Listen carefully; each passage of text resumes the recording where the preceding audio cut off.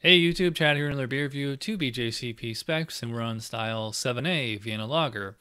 Now, you might have seen the last bunch of videos, I've been reviewing authentic German beers made in Germany, but I could not find an authentic Vienna Lager made in Vienna. In fact, I don't think they make them anymore, according to the specs I'm about to read here. So, I found one that was actually an award-winning American brewery made only an hour south of me. This is V-Twin Vienna Style Lager by Motorworks Brewing. They're out of Bradenton, Florida. 4.7% ABV. Not very strong beer. Why doesn't the camera focus? 24 IBUs. So, got this can at Total Wine and branded, not to be confused with Bradenton. But that's neither here nor there. Let's get right into the style guidelines. Overall impression, a moderate strength amber lager with a soft, smooth maltiness and moderate bitterness, yet finishing relatively dry. The malt flavor is clean, bready rich, and somewhat toasty, with an elegant impression derived from quality-based malts and process, not specialty malts and adjuncts. And if you look at the comments, history, characters, ingredients, style comparisons, all this stuff, whoever wrote this seems to have a grudge, because they make these kind of passive-aggressive references about how the Mexican breweries, are making these now, but they're using a lot of adjuncts, and which lessen the rich malt complexity characteristics of the best examples of this style. This style is on the watch list to move to the historical category in future guidelines. He's like, and again, if you look at the history, it says they don't really make it there anymore. Let's look at the characteristic ingredients. Vienna malt provides a lightly toasty and complex Maillard-rich malt profile.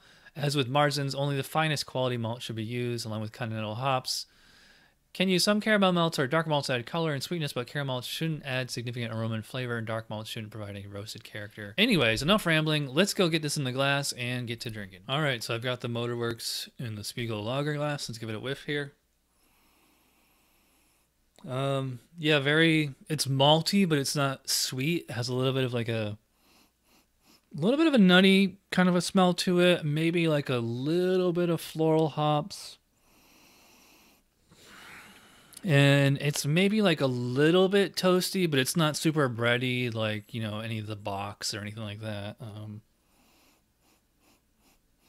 So it smells, kind of dry. It's clean. I'm not getting any, butter or green apple or anything like that. It doesn't smell fantastic, but it doesn't smell bad.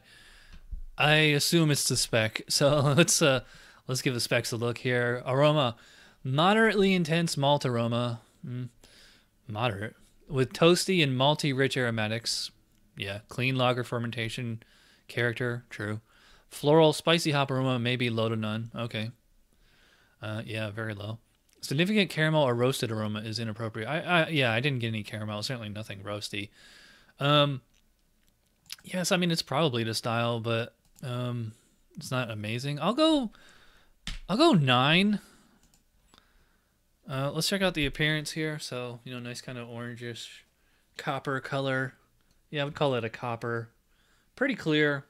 Just a slight bit of a cloudiness to it. It's about a 9 SRM, maybe 9 to 13. And it's darker than 9, but lighter than 13. Had a nice, 2-finger frothy, foamy head on there. It's kind of a, yellowish, dark beige kind of froth. So it looks good to me as far as that goes. Let's check the specs. Appearance, light reddish amber to copper color, bright clarity, large off-white persistent head. I don't know if I'd call it bright clarity, but I mean certainly more clear than not. But I'll give the full 3 out of 3 on appearance. So we're off to a good start so far. So cheers. I'm going to say cheers because it's an American beer. I think the first thing I noticed was actually kind of a floral, almost citrusy kind of hoppy thing going. It's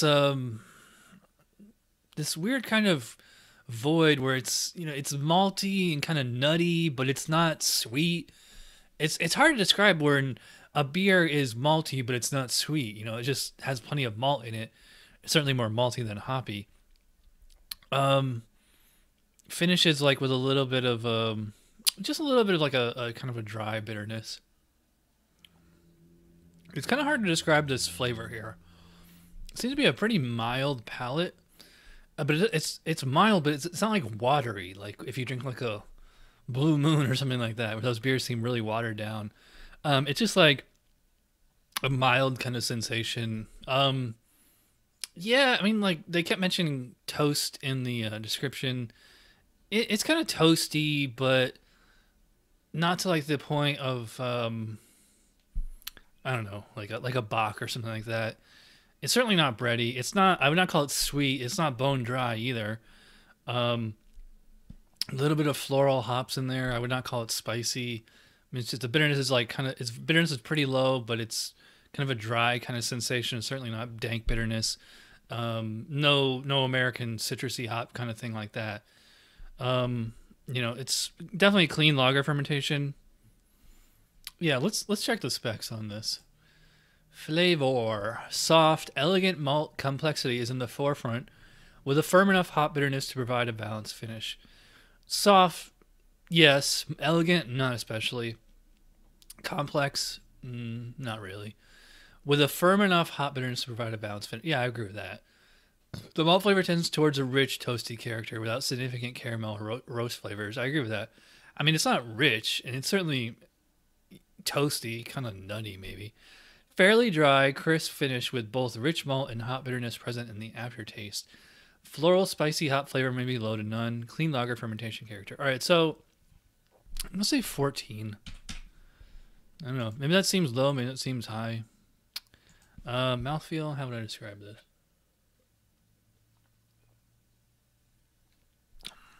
I call it like a medium light body, medium low carbonation. Probably about medium carbonation. Very soft, smooth, kind of crisp on the finish. Just a tiny little bit of a dry aftertaste. It's nothing astringent or anything like that. Otherwise, pretty clean. Let's check the specs. Mouthfeel, medium light to medium body with a gentle creaminess. Yeah, I said, smooth texture. Moderate carbonation, true. Smooth. Yeah, all right. So, seems to be right there on the mouthfeel. It's actually a little refreshing while it's in the mouth, too. I'll go, be generous. I'm going to give the full 5 out of 5 on mouthfeel. Seems to have everything going for it there. Overall impression, probably about a 7, maybe a 6. Well, 7 gives me a total score of 38 out of 50. I don't think it's, because that'd be an 8 out of 10. So, I guess it's either going to get a 39 or a 37. I don't think it's quite a 39 beer. So I'm going to drop the flavor down to a 13. I mean, it's funny because the mouthfeel and the appearance are both getting the full range, but the flavor and the aroma leave a little bit to be desired. So, yeah, 7 out of 10 overall impression. That's a total score of 37 out of 50. It's a good beer. It's this, like I said, this can is a little old. All right, so thanks for watching. I will see you guys next time. Cheers.